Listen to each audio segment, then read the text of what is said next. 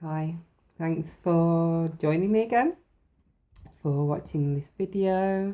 My name's Shay, and today I'm going to share briefly about my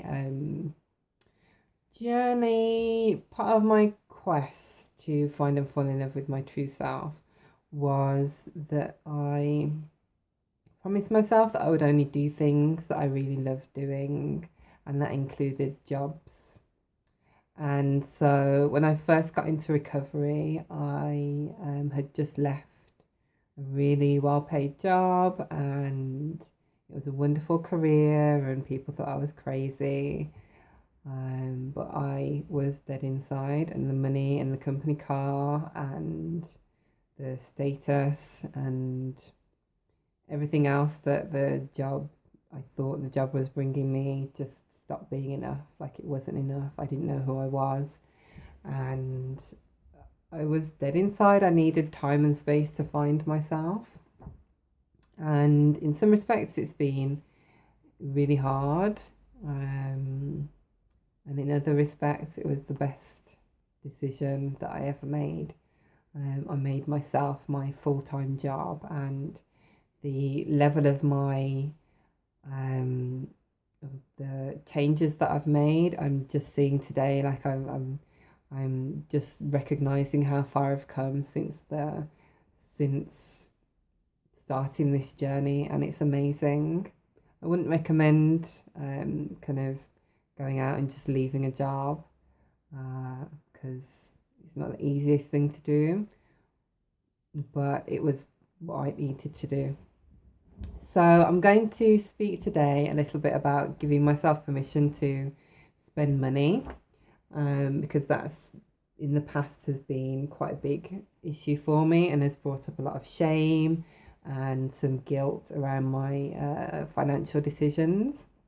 And I follow quite a few people on Instagram, and one woman that I follow is called Sexy Sobriety or something like that, and she's obviously sober, I'm assuming, and she kind of shares about bringing beauty into your life and kind of having nice things in lieu of the decision to drink and smoke and do whatever the addiction is that somebody is sober from. And I used to spend a lot of money on alcohol, on weed, on cigarettes. I mean, cigarettes are nearly £10 a box now. It's amazing. I'm so glad I don't smoke anymore.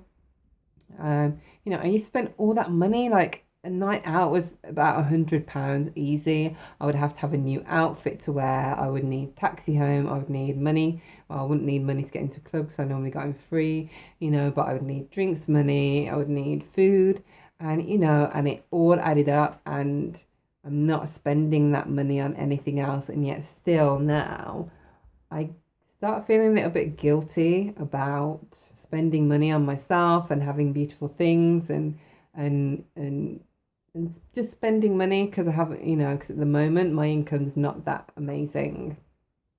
Although this year that is going to change. That is one of my promises and commitments to myself. Is I'm really going to start looking at my finances this year and making some good decisions.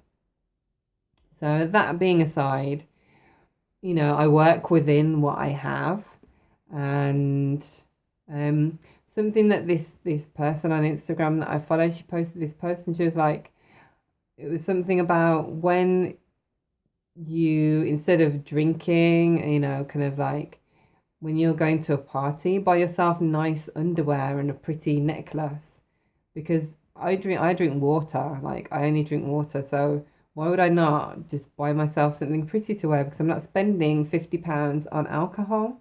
And I feel like I'm justifying my choices in the money that I spend. Maybe I still need to justify that to myself, but it's an important thing because, like, it's okay for people to go out and spend like so much money on alcohol, but so it's okay for me. So I give myself permission all the time to buy nice things and spend money on something pretty and to take £5 and go to Poundland and buy sequins and crafty things, and then I come home and I let my inner child play and have some fun with these nice things that I've spent a bit of money on.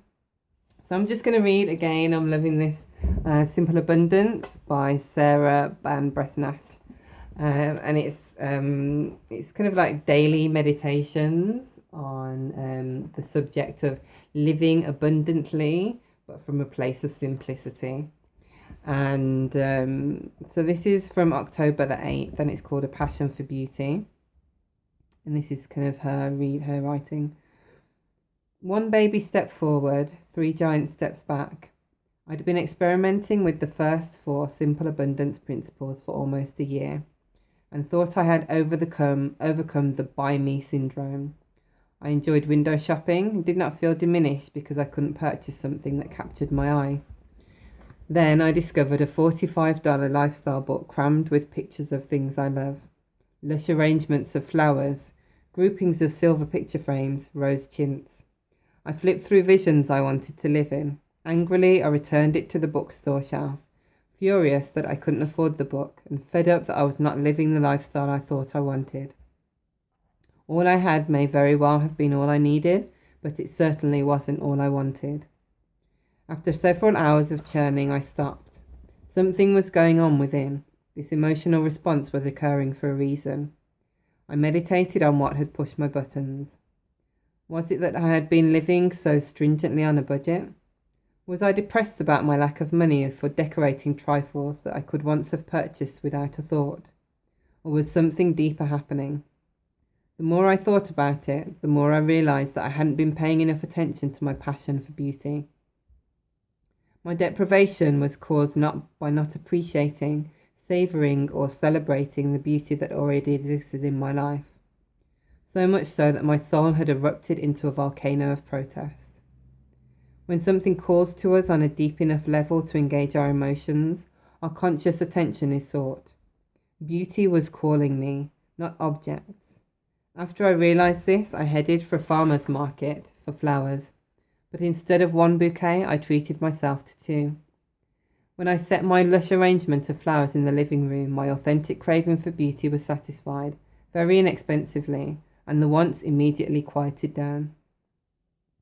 Don't feel you have to deny or ignore your feelings when you want something beautiful but can't afford it. The desire offers cues to satisfy this holy hunger. Explore why you behold something as beautiful. Use your impressions to jumpstart your imagination. Beauty surrounds us. It is everywhere if we search for it, if we're open to having more of it in our lives. Here we are, sitting in a shower of gold, the Australian novelist Christia Stead wrote in 1938, with nothing to hold up but a pitchfork. I really love that because it kind of embodies everything that I've been working through and towards over the last 6 or 7 years, like living a really simple yet abundant life, finding places where I can shop and buy things that are wonderful and make me feel blessed and taken care of, but that I'm not spending above and outside of my limits. So I think part of what I'm going to do on the videos that I share, is share kind of like the things that I find, the shops that I come across, the places that I've found that I don't need to be like earning a job with a really good income, but I've been able to like furnish my home and have lovely clothes and wear makeup and look abundant for less than what you would expect. So I think that's kind of like in this time period that will be quite a valuable thing to share with people. So I hope that so I think that's what I'm going to do, and that's what I want to share, and also just keep reminding myself that that I deserve nice things, and that because I am living a particularly clean, pretty much clean lifestyle, that I can afford to treat myself because I'm not spending it on meat. I'm not spending, which is really expensive. I'm not spending it on alcohol, drugs, cigarettes, anything like that. So, interesting. It's another part of my self-love journey, like loving myself through the decisions that I make, even when I make mistakes. Just loving myself through it all. So thank you for watching, and I'll finish with this quote that's at the beginning of that little excerpt, and it's beauty is an ecstasy. It is simple as hunger. And that's by W. Somerset Maugham. So thanks again for watching, and I will see you next time. Namaste.